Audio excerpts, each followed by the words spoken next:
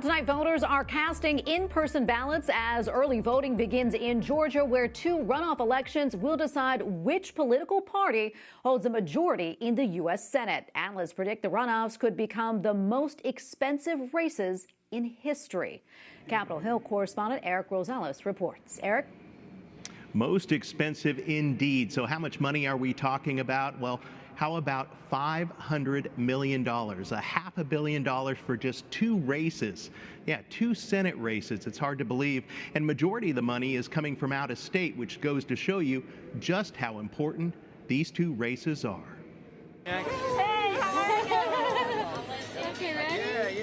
Despite COVID-19 restrictions, the politicking is in full swing in the Peach State. This is about saving America.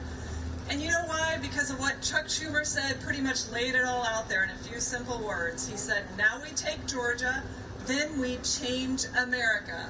Over the weekend, Republican Senators Kelly Loeffler and David Perdue hit several cities across the state, and they were not alone.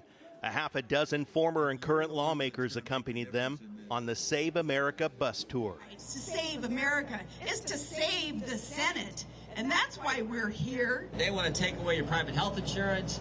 They want to take away your police. While their opponents, Democratic candidates Reverend Raphael Warnock and John Ossoff, each have bus tours of their own.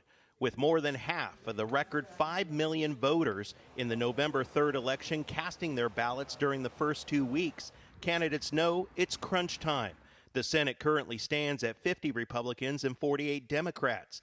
If Democrats win both runoffs, the party will have control of the chamber because Vice President-elect Kamala Harris would break any ties. But if Republicans win one of the two races, they will maintain control.